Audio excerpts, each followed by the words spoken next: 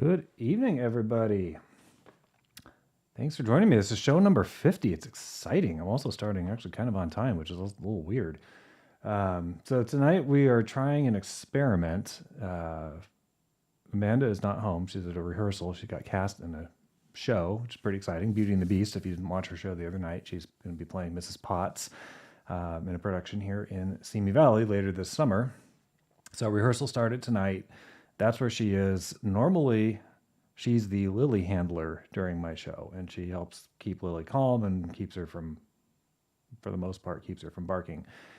Since she's not here, and since Lily has a tendency to kind of bark periodically throughout the entire time I'm playing, I'm trying an experiment. I put Lily and Lucy in the big bedroom upstairs and shut the door, gave them a bunch of carrots. Hopefully they're happy for the show. So I apologize if there's any distant barking or yowling or anything. It's probably Lily. But better she do it from the comfort of the bedroom with the door shut than the family room or right next to me. So, show number 50. I was going to play a lot of my own stuff originally. That was kind of what I was thinking, but decided, mostly because it was all stuff that I just have not felt like practicing. And since I only had a week between last show and this show, I decided to wait until I've got a longer stretch of time when I can really work on that stuff. So instead, I decided to play a whole bunch of stuff that a number of these pieces I've never really played before. So we'll see how it goes. But I thought that in honor of Pride Month, it would be kind of cool to focus on LGBTQ composers of the past. There were some female composers that I ran across. Unfortunately, none of the ones who were either suspected or confirmed of being LGBTQ wrote piano music, or they did, but it's not available anywhere. So unfortunately, it's all guys. That being said, it's all good stuff. So, the further back in time you go, the harder it is oftentimes to confirm whether or not these composers were LGBTQ of any of those stripes. Obviously, once you get to the 20th century, there's the list of names grows quite a lot. So the selection of composers I've got tonight runs the gamut from Baroque. There's a couple of Baroque period composers. These were not so much confirmed as strongly suspected. And then, some 19th century composers, including one who lived until the early 20th century. So kind of my standard bailiwick, my standard time period that I like the best. So first up, I thought it would be fun to start off with a little ditty by Handel.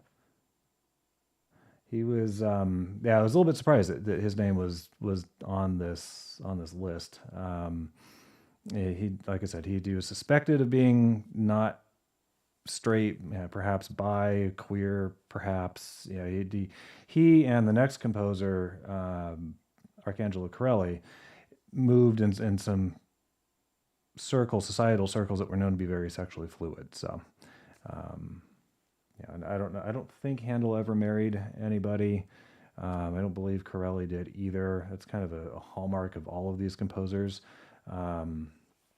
So anyhow, I was a little bit surprised by that. It's just it's the kind of thing, I'd say I'm surprised. It's the kind of thing I haven't really thought about before. And I've only been thinking about, kind of focusing on this because of Pride Month. And I thought it would be neat to draw attention to some of these composers. So this is one of my favorites. It's from Handel's Water Music. It's one of the few things for which I have a piano transcription by Handel, because obviously he was... he was born 1685, same year as Bach. He died in, I think it was 1759, also just a few years after Bach died. And Handel, he wrote some keyboard music. Bach was a far more prolific keyboard music writer. Handel really wrote a lot more orchestral. He was known for operas. So the Water Music, as some of you may know, was written for the King of England. Handel lived in London for a good chunk of his life. Um, and yeah, very famous tunes as part of the water music. So this particular one is the hornpipe movement in D major. And like I said, it is one of my favorites by Handel. Let me change my camera over to the other one here. There we go. Yeah, and I dare say a lot of you will probably recognize this, and we'll see how it goes because practice time has been at a bit of a premium this week, so we'll see.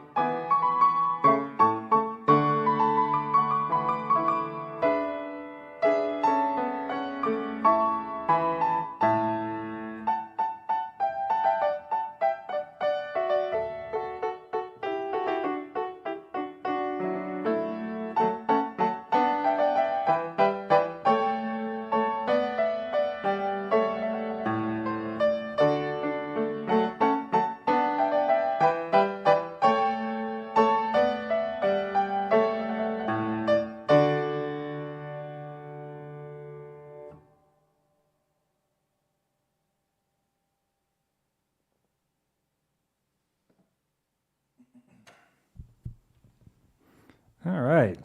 Little, water music to start off the evening. Wait for my screen to come back up here. There we go. Okay, now next composer. So Handel was born 1685. Corelli was a bit earlier than that. He came along in, I think it was 1653, and he died in 1713. So he lived about 60 years or so. Now Corelli was a violinist, and he lived in a time period when keyboard instruments largely were not all that common. I mean, there were harpsichords, just like there were during Handel's time period. A piano certainly did not exist yet. And so, Corelli wrote music, as was the case with a lot of early Baroque composers. He wrote a lot of his music for chamber groups. So, think symphony orchestra, but a much smaller group of instruments. And so all of these particular pieces, that I've got this book of its piano album that was compiled by Karl Reinecke, who was a German pianist and composer from the I think mid to late 19th century. And so these are all his transcriptions of various pieces by Corelli. So Corelli apparently only has like 6 sort of collections of pieces. 5 of those are known as trio sonatas or solos. And then I think there's some concertos. Those are different forms of Baroque music, which I won't get into. They're not really relevant for translating to a piano. So these are just, Reinecke's arrangements of various movements from those pieces. I don't know. I don't think any of them are like this. The first piece in here is a saraband, and the next one is an adagio. I don't think they originally went together. I think these are just. I don't know if there's any particular order to these in this album. But yeah, I really liked some of these. I thought I'd play a few of them out of the beginning of this album. So Corelli was actually a fairly important musician in the early Baroque period. He was Italian, obviously. Lived, I think, and was active for most of his life in Bologna and Rome. I don't think he really strayed too far outside those geographical areas, and he was living in a time period when, if you wanted to make it as a musician, you had to be patronized by somebody wealthy. He basically be an indentured servant, if you will, to an aristocrat of some stripe. So he was supported for most of his life by wealthy patrons, and this is a common thing for composers up until Beethoven and Mozart were 2 of the first ones to really try and make a go of it on their own. So the wealthy patronage kind of lasted somewhat into the early 19th century, and by that point, composers had figured out how to make it on their own without being beholden to somebody else. But certainly the time period of Corelli and the time period of Mozart and Clementi and Salieri and Bach and all, it was vastly more common for a composer to be working for somebody in the nobility. Haydn, Franz Joseph Haydn was another one. So anyhow, Corelli is actually one of my favorite Baroque period composers. There's something about his music. I think for me it brings back memories of when I was growing up, and it's funny. My house had quite the musical dichotomy going on. My dad oftentimes would, if he put on music, he would put on Handel, Corelli, Telemann, Mozart, Haydn, perhaps Handel. Baroque and classical period are what he really likes. So I grew up with that kind of influence. And then my mom would come on. She'd put on Beatles, Elton John, Huey Lewis, all that kind of Paul Simon, all that kind of stuff.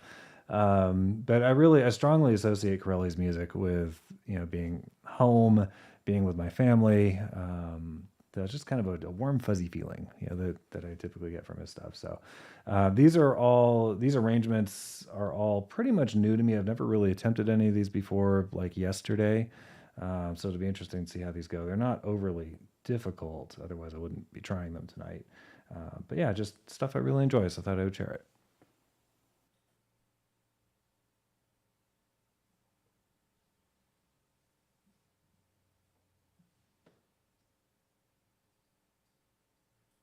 Yeah, Mom, you're lowbrow. Not Löwenbräu. That's a beer.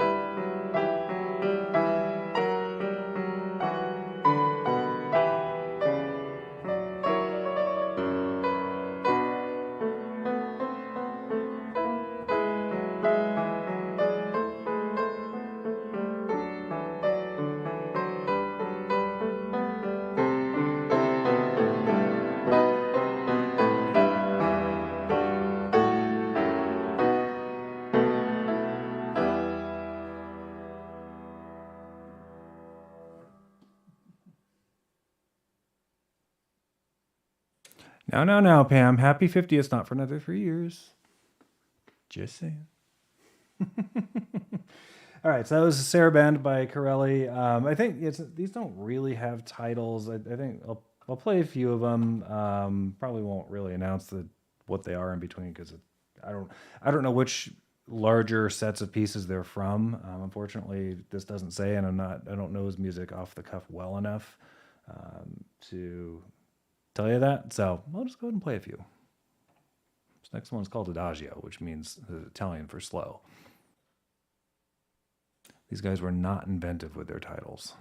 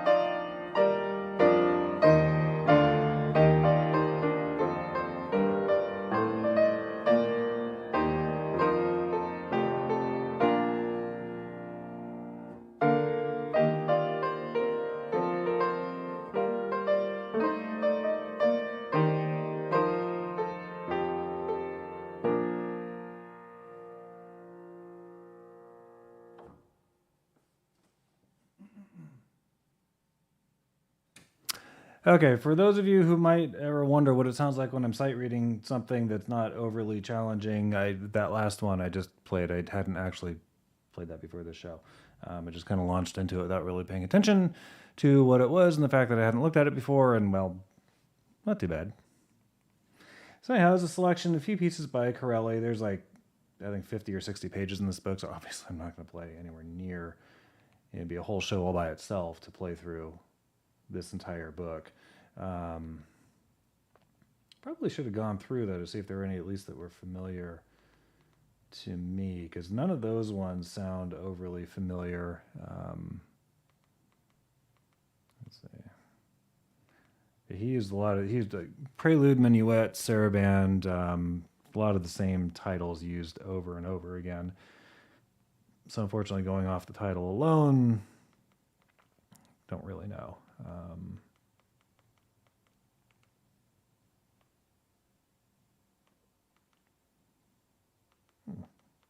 I'm just looking through to see if there's anything eye-catching. Not really. Okay. All right. Now, in sticking with the theme, there's...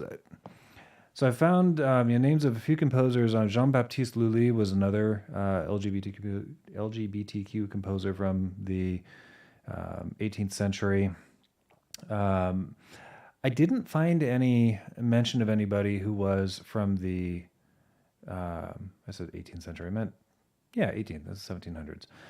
From anybody in the latter half of the 1700s, like Mozart's time period, because you really, when you're talking about musical history, you've got the Renaissance and sort of pre-Renaissance, up through with the early 1600s or so, and then the Baroque period is early to mid 1600s up through around the time Bach and Handel died, the 1750s.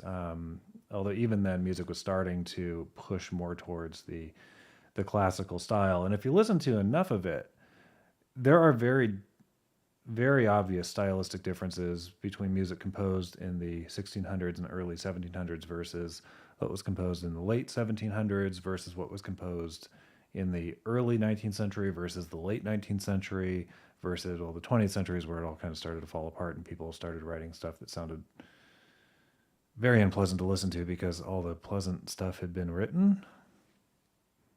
I don't know. I don't totally get the whole atonal thing that started to come out in the 20th century. I mean, I understand wanting to push boundaries, but if you are alienating nearly everybody who has not studied this stuff to death and just wants something pleasant to listen to me, you're kind of missing the point. I mean, like you look at Schoenberg and he can compose beautiful melodies. He was brilliant.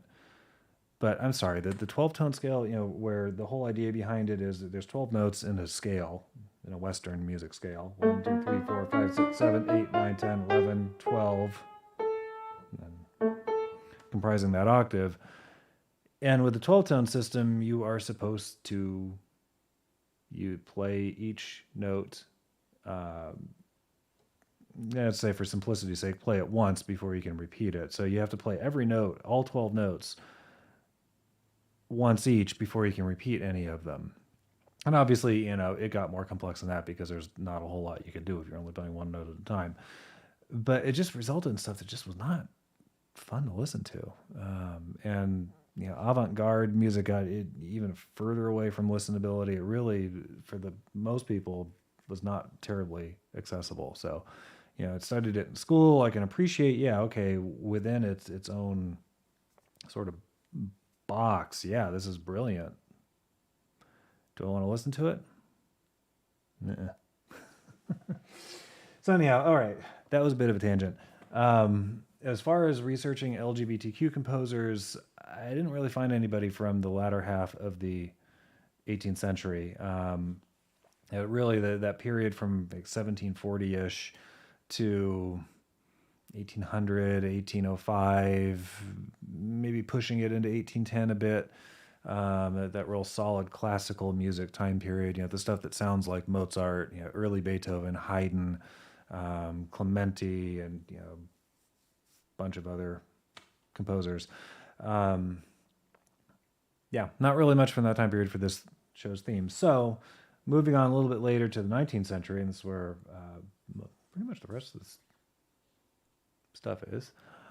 Sorry, I thought I heard one of the dogs. I think they're probably going nuts up there, but what are you going to do? We get into Chopin, and Chopin famously was for a good chunk of his life, he was in a relationship with a woman, George Sand, whose real name I forget. That was her pen name. She was an author. She apparently, so I kind of wonder if she was somewhat transgender, because she had a tendency to dress like men did back then. And Chopin was thought to have been gay. Nobody really knows for sure if he was. I would say he's probably bi, would be my guess. Schubert was thought to be bi as well. Yeah, but it's these guys, they're all living in a time period where it was, I mean, kind of like now in a lot of, unfortunately, places in this country where it's just really a struggle for people. And society back then, just as a lot of it does now, frowned on this, saw it as a lifestyle choice, and rather than it's just who these people were, and they can't help it any more than you or I can help being the way we are. So anyhow, get off my soapbox. Yeah, so Chopin, maybe not. It's hard to say, but I'm including him because there's pretty good evidence that he was at least bi. And so for those of you, I mean, obviously most of you probably heard of Chopin. He composed almost entirely for solo piano.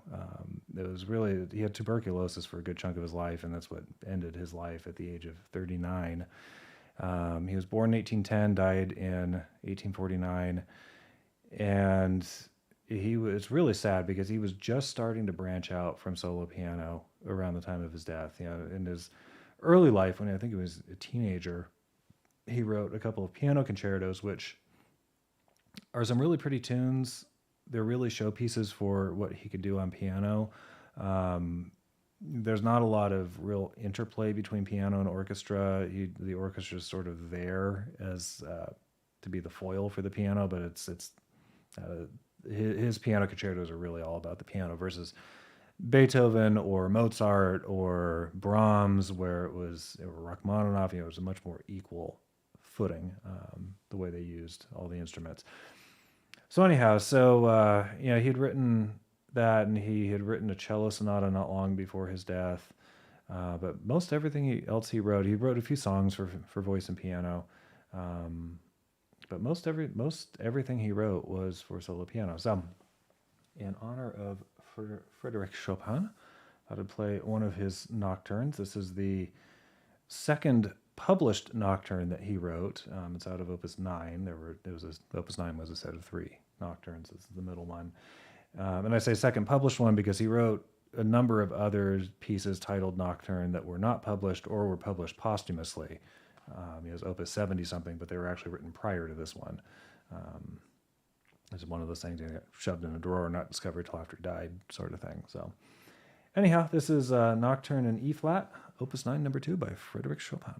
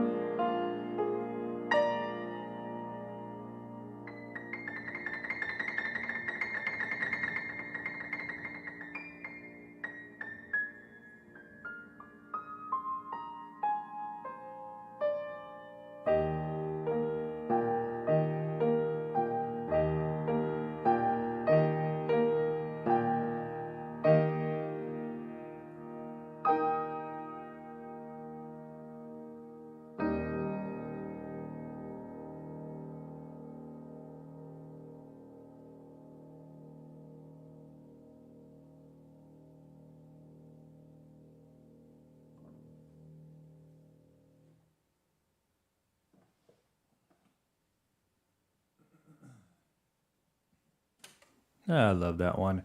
And for those of you who pay attention to such things, yeah, this ending trill, I kind of fudged it a bit.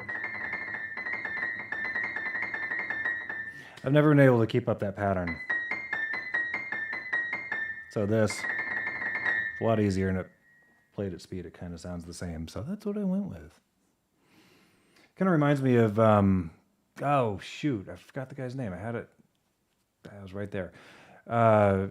Famous 20th century concert pianist, I forget who it was, who had been hired or had been asked to perform an etude by Chopin at some piano competition. It was like the opening number, and he was performing it there.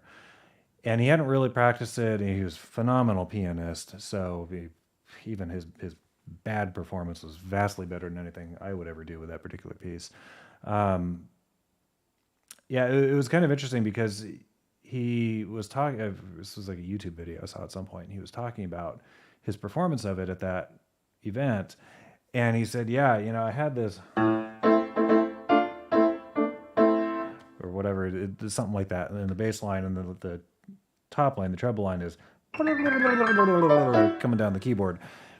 And he said, "Yeah, I didn't really know the right hand part very well at all. I basically focused on the left hand part and kind of fudged the right hand part." And he said, years later, he actually learned it, all the right notes and everything. And so he played a recording of his performance, a snippet of it, and then he actually played it, all these years later on the YouTube video. And it's just like night and day difference. But if you didn't have the two to compare to each other, you'd kind of never know. And apparently he was lauded. He got a standing ovation at this event and everything. It was just, everybody's like, "Oh my gosh, that was amazing." And it's like, no, he was kind of really ham-handing a lot of the right-hand part. Yeah, it was very, very indistinct notes coming out versus once he'd actually learned it, and he could really hear all the individual notes in the right hand. Is kind of interesting. Makes you realize what people can get away with when they're performing. Anton Rubinstein, another famous pianist, and I don't know if he did it much in the way of composition, but concert pianist.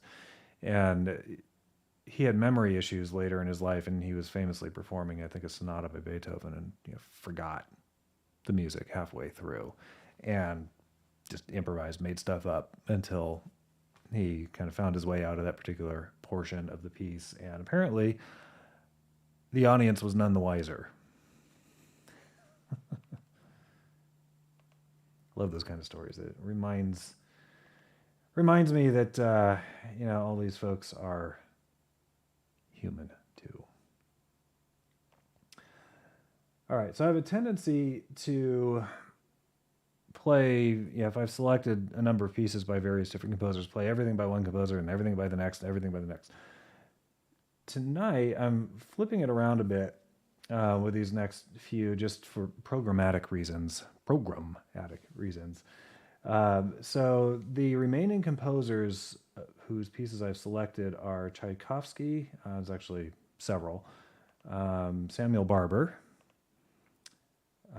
Tchaikovsky again, Mussorgsky, Modest Mussorgsky, Saint-Saëns, Camille Saint-Saëns, and then Tchaikovsky again. So this first step, so Tchaikovsky, out of all of these remaining composers, I think really all of the ones whose works I've played tonight, probably, at least as far as what scholars are aware of, I should couch it that way, because these people all were actual real human beings, and who knows what they went through in most of their private lives. It's just like today, you don't always know what people are going through.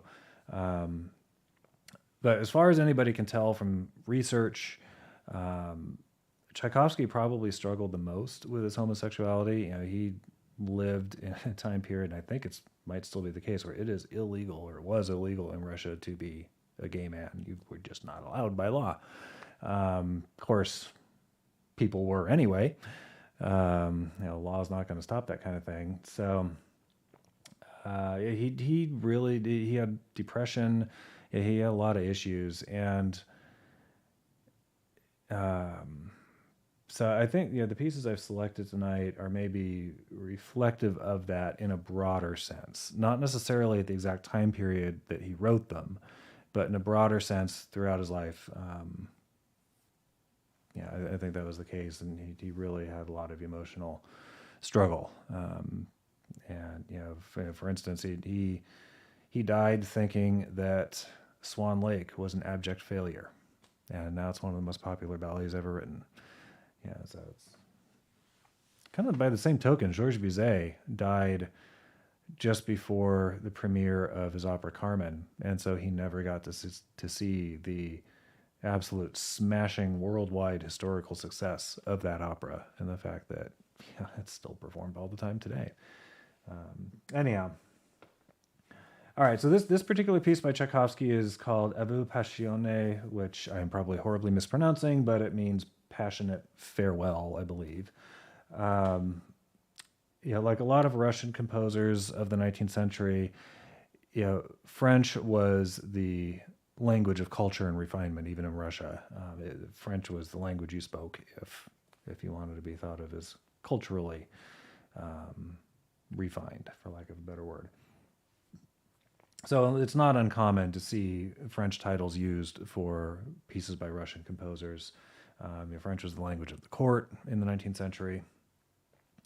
So I don't know when Tchaikovsky wrote this particular piece. There's no opus number attached to it. I think that's actually, I believe, the case with a lot of his piano music. I remember being really surprised once when I was putting together, I don't know how much you can see my bookcase at the end of the piano over here, but it's full of sheet music, and there's a book about that thick, several keys worth on the piano, about that thick of Tchaikovsky's piano music. He wrote a lot. It's stuff that you don't really hear performed much. I've played through a good chunk of it. There are some, like his piano sonata, which I think was an E minor. I played through a little bit of it, and it's like, okay, yeah, I know why this isn't a well-known piece. Because it's okay. It's not great. It's not amazing. It's not going to knock your socks off. Same thing with Chopin's first piano sonata, actually. It's like, all right. I mean, it's challenging to play and not that interesting to listen to. Unlike Chopin, Tchaikovsky, I think, only wrote the one. Chopin wrote three. Anywho, so this is called Passionate Farewell. And I mean, it's one of those pieces. I actually literally just discovered it yesterday, and I was like, I love this piece.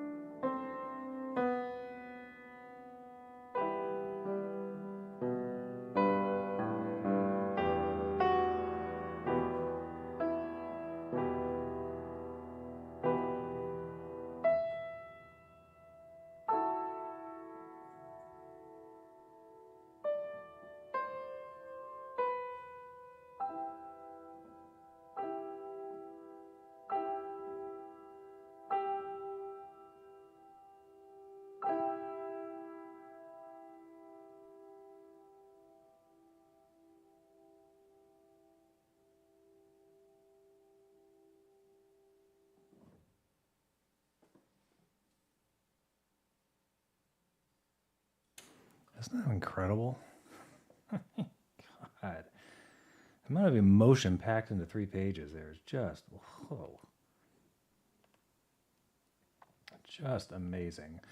And I've got another one by Tchaikovsky. This is one I've played before once. I don't remember. It might have been for a deep cuts. I don't remember offhand. I don't think it was my own show. This is entitled Impromptu. Impromptu was a fairly commonly used title for shorter piano pieces, shorter to mid-length, and by that I mean like 2 to 3 minutes to 7 to 8 minutes long. Longer piano pieces being like 10 to 20 to 30 minutes in duration. So impromptu is like shorter to mid-length piano pieces typically in the 19th century. I don't know that it really didn't have a whole lot of meaning beyond that. It was one of a number of titles that were used somewhat interchangeably.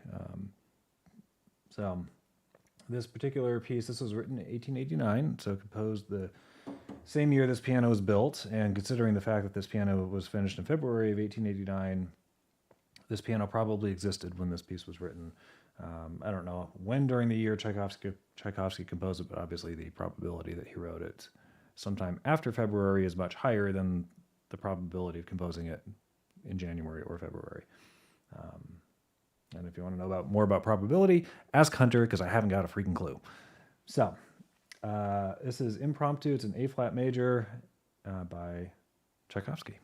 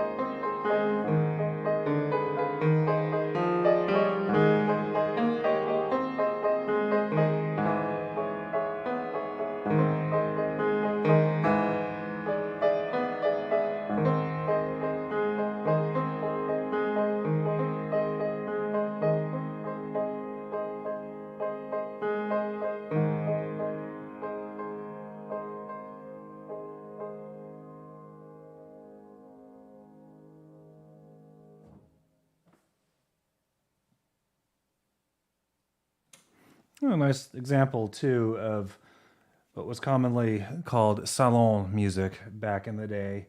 Yeah, basically it's stuff that was played in people's homes as opposed to the concert hall.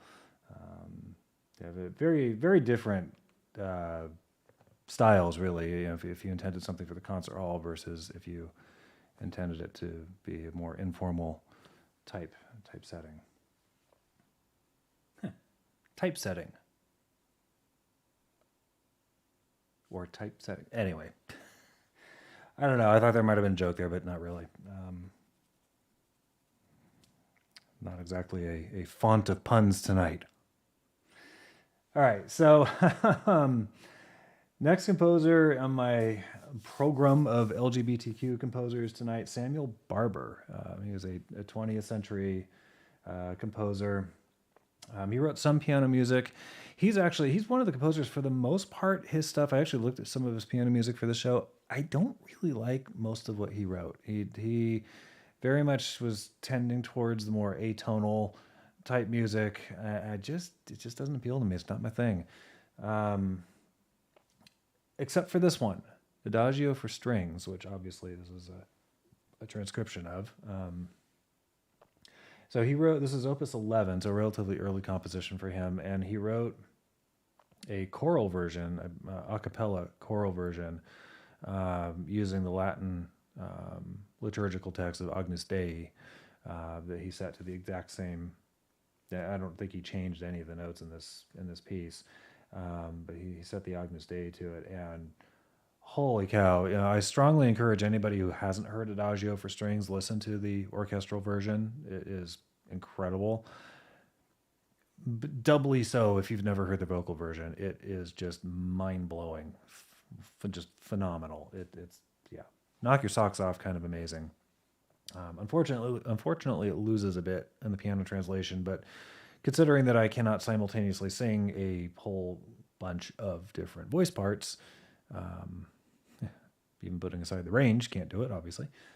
This is about the next best I can do. So this is Samuel Barber's Adagio for Strings, arranged for piano by some guy named Lawrence Rosen.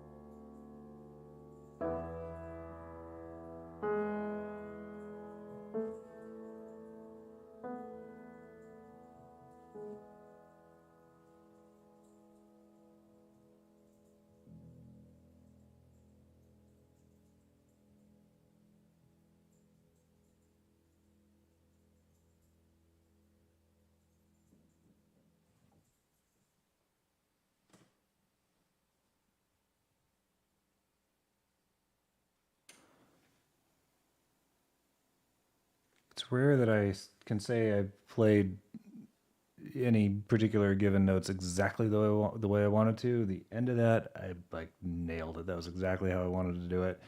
Hopefully, it came through for you guys. I know sometimes, especially when stuff's starting to get real soft on the piano, that it can be lost a bit. Hopefully, you guys were able to hear that, just that morendo, that dying away at the end. Which is one of the reasons why the orchestral and the vocal version are so incredibly effective, because there's obviously a lot of very long, sustained, long held notes in that piece. And on piano, you can't make a note louder after you've already hit it. Your loudest part's going to be that initial attack, and then it's going to fade off. So, there are probably some notes that are reiterated in the piano version that aren't in the orchestral or vocal version, just because they can keep that volume going on those notes in those versions with those instruments. So, all right. I've that adagio is just moving to something that's a little bit less. We're going back to Tchaikovsky. This is another piece he wrote in 1889. This is entitled Waltz Scherzo, Waltz Scherzo. So, like any waltz worth its salt, it is written in 3/4 time. Scherzos tended to have a character of being kind of playful and lighthearted, kind of joking around a bit.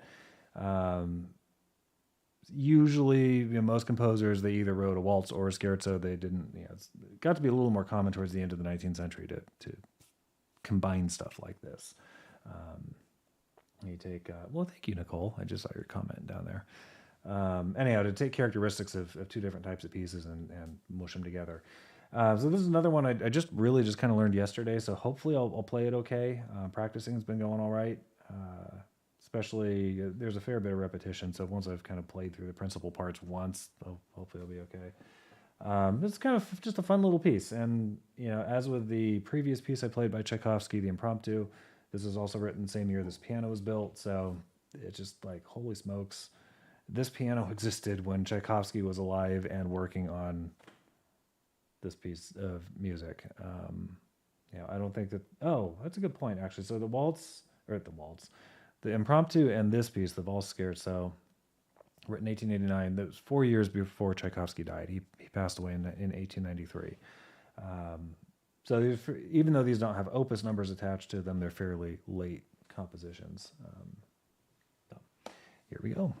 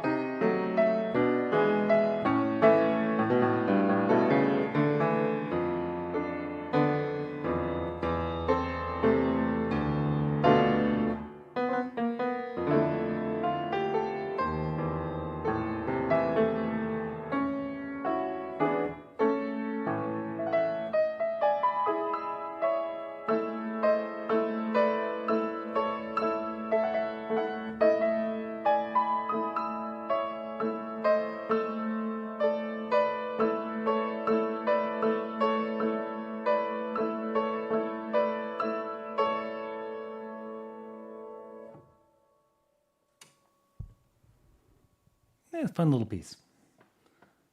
Which is, of course, why I decided to play it, because, I discovered it yesterday and I thought, oh, this is fun. I like this. This is a cool little piece.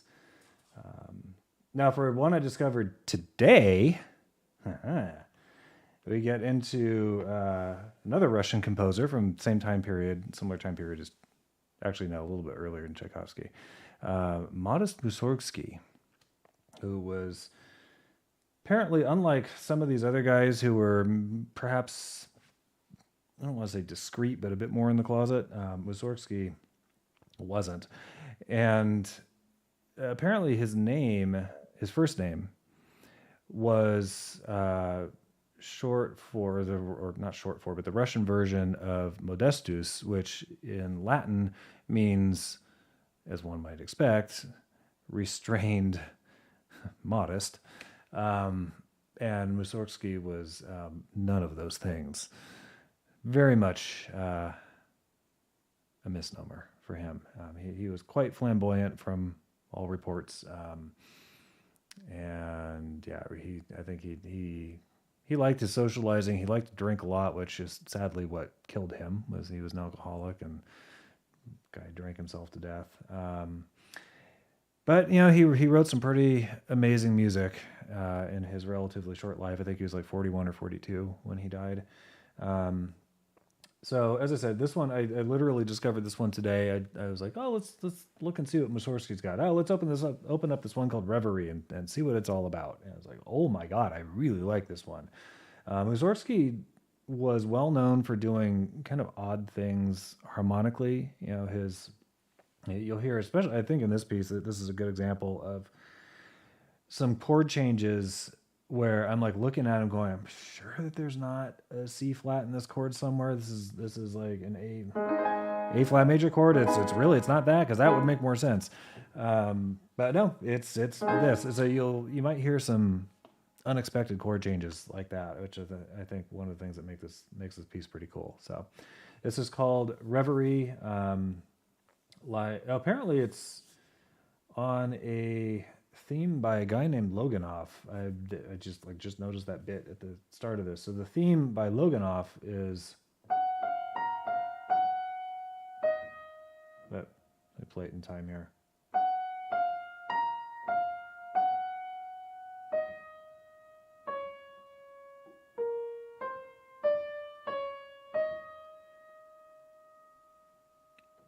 Kind of an odd ending, but anyhow, apparently that's the theme that this piece is based on. So Mussorgsky changed the end of that melody a little bit, just because, that it's kind of weird. So let's see what you guys think.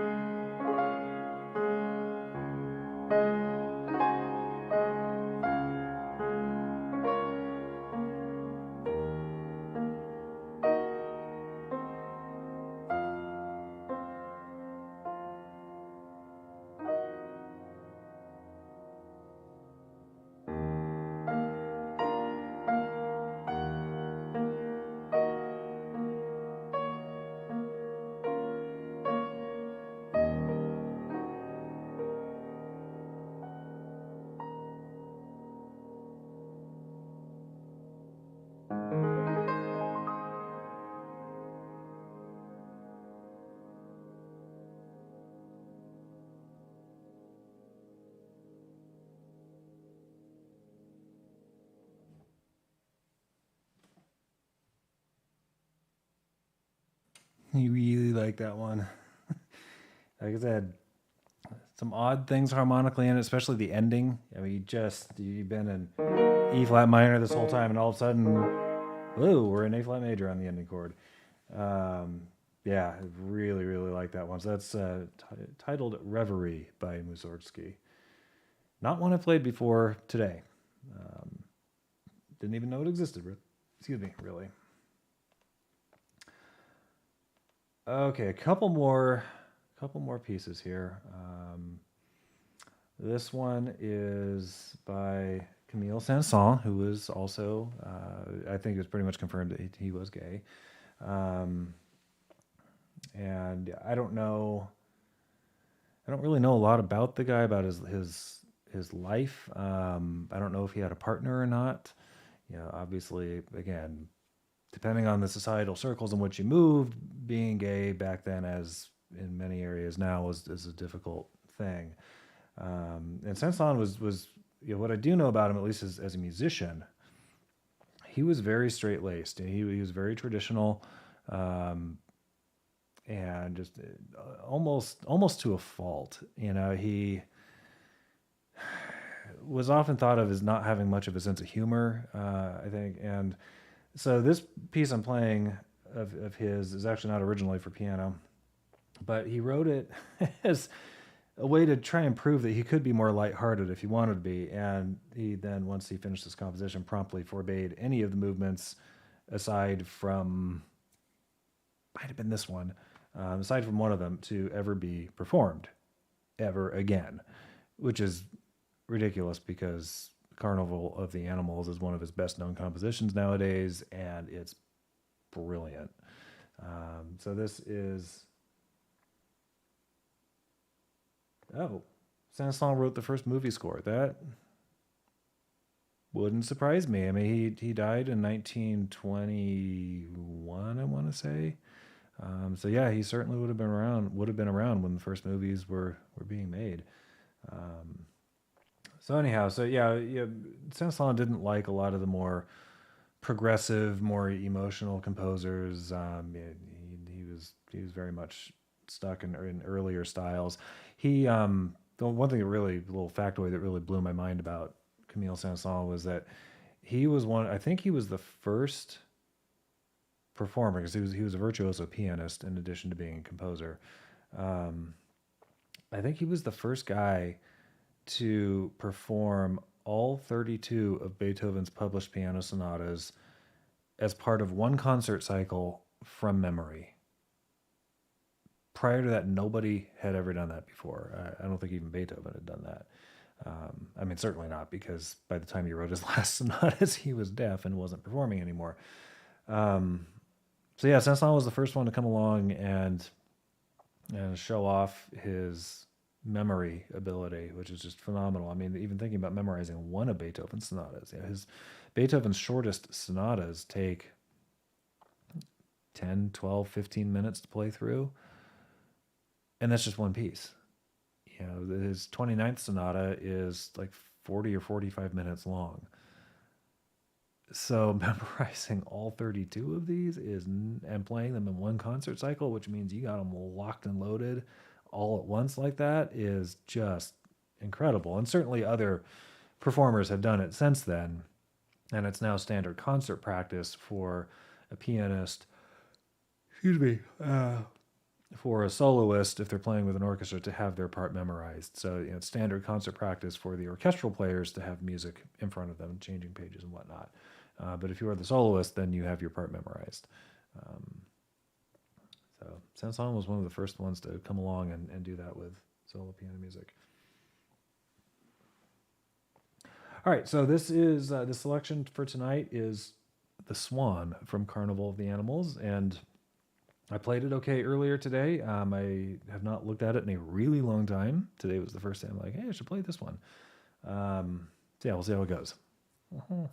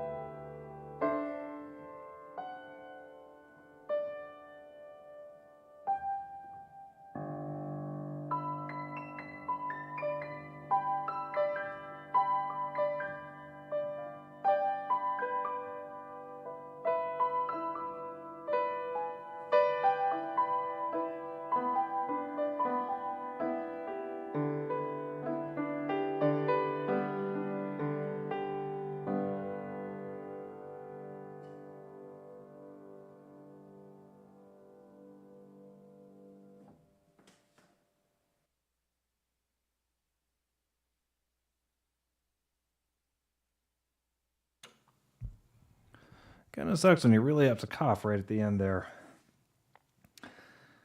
I do like that one. It's really pretty. Okay, I think let's see. Now might be a good time before I play the last one here. I don't really have any. I don't have any promotions other than not graphics anyway. Other than just announcing what's coming up. So if you watched Amanda's show this past Sunday night, she's now for the moment switching her shows over to Saturdays. I think at 8 p.m. Amanda, I know you're in the chat, so correct me if I'm wrong there. Actually, if you can hear me, because I think you said your volume's down. So her next show will not be Wednesday, not tomorrow. It'll be Saturday. So coming up next on Vaudacity, we've got, as far as I know, the next Lovecast with Hunter on Thursday at 8 p.m. I don't believe there's anything on Friday, and then Amanda's show will be on Saturday. And then since Dari was off this week and I took over her slot for this week, I don't know if she's going to want to do a show next week or if she's going to want to wait another week. So we're still hashing out which of us is going to be on next week. So we'll keep you posted on that.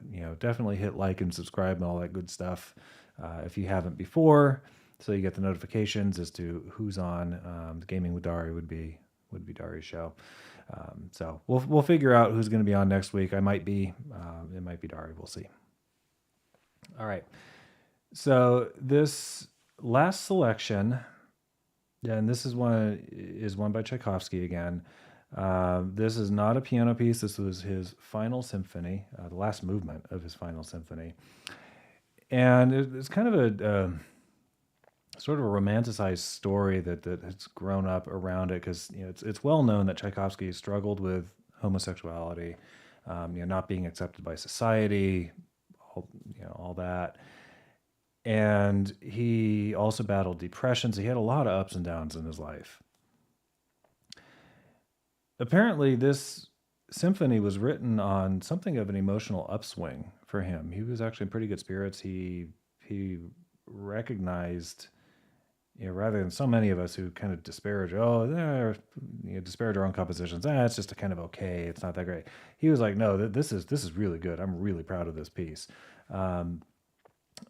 But a romanticized story has grown up around it over the years that it was something of a musical, almost suicide note, like a farewell to life. It's hard to say if that's actually true or not. I think a lot of the reason that came about was because he died like literally days after this symphony premiered. The symphony these days is known by its subtitle of Pathétique, which in English would translate to pathos. It's sadness, that kind of existential sadness sort of feeling. The literal translation, of course, would be pathetic, which is used in a somewhat disparaging sense these days. But apparently in Russian, Pathétique translates more to impassioned. So it doesn't really have the sad connotation in Russian. So Tchaikovsky's brother suggested the subtitle for the piece, which apparently Tchaikovsky initially said, yeah, that's great. And then I think just before it premiered, he recanted that and said, no, I want to go with the original title I'd come up with for this, which is the Program Symphony, Programme, which I think was probably a French spelling of it. Problem is, because he died just a few days after the symphony was premiered, he never wrote down what he meant by that title, which is maybe part of the reason why it didn't stick. Nobody really knows what he had in mind when he premiered the piece under that title in 1893. And also, circumstances surrounding his death. It was long thought that he committed suicide. But I think most of the evidence, most of the scholarly research that's been done has pointed to him drinking some water that probably had cholera in it and hadn't been boiled. And so, I think he died a few days after that. But the circumstances surrounding his death are kind of odd, a bit murky. So it gave room for some of these romanticized stories to come into being.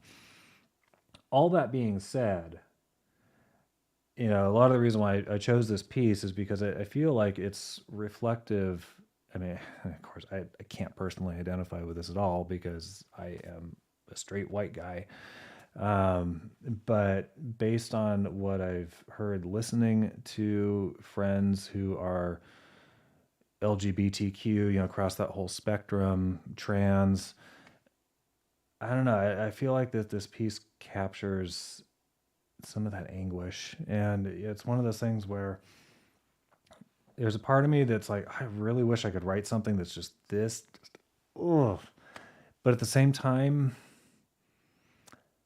I don't know if I want the life experience that would go, that would be necessary to come up with something like this. So what Tchaikovsky did in this symphony had not been done before. Where if you listen to it, and I highly encourage you to look up Symphony Number 6, Pathetique, Opus 74 by Tchaikovsky.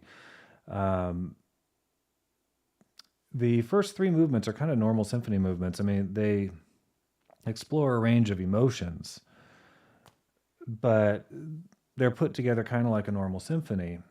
And the third movement of it, out of the four, the third movement ends in kind of a triumphant sort of tone. And apparently Tchaikovsky was somewhat poking fun at his earlier pieces of music, his earlier symphonies and larger scale works that ended exactly that way. And, like Beethoven's symphonies often ended like that. Schubert's would, just you get over whatever conflict you have in the piece and you end on this big triumphant note. My own piano sonata that I've written ends that way. What Tchaikovsky did very intentionally with this piece was he saved the slow movement for last, and he packed so much stuff into it, so much, I won't say emotional baggage because that sounds too disparaging for it, but there's just so much in there that he put in, and it ends in it's just despair, and it just fades off into silence. It's incredible. Not what you expect from a 19th century symphony, for it to end that way. So yeah, Tchaikovsky, he made history with this piece. It's really something else. So I thought I would play the final movement of it. Unfortunately, it loses a little bit in context, not playing the other three movements, but I don't doubt that I could play the other three movements eventually if I practice them enough, but not picking it up over the course of 2 or 3 days. So we'll play the last movement, which is honestly the best one out of the four. This is the finale to Tchaikovsky's Opus 74 Symphony, the Pathetique, Symphony Number 6.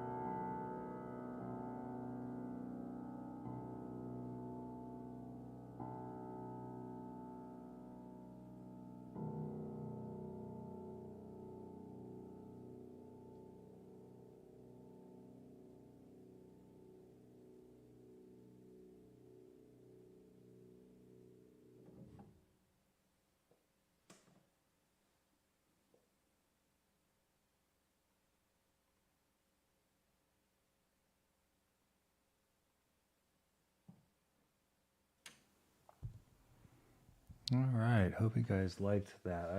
Oh, God, that piece is just all the feels. All of it.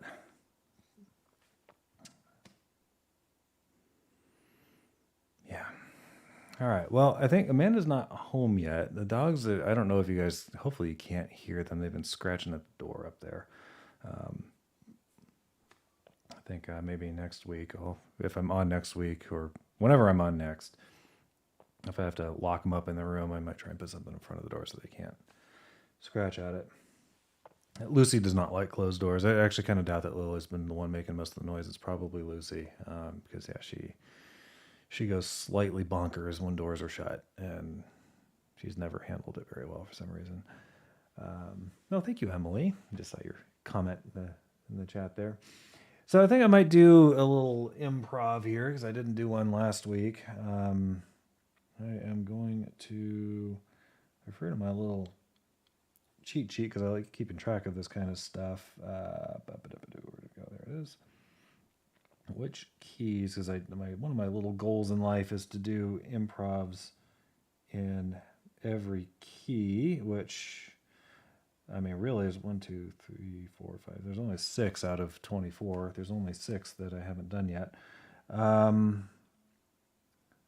So why don't you guys? Actually, no. You know what? I played a lot of stuff in minor keys today. Maybe I'll do an improv in a major key. Maybe I'll do D flat major, C sharp major. See what I come up with.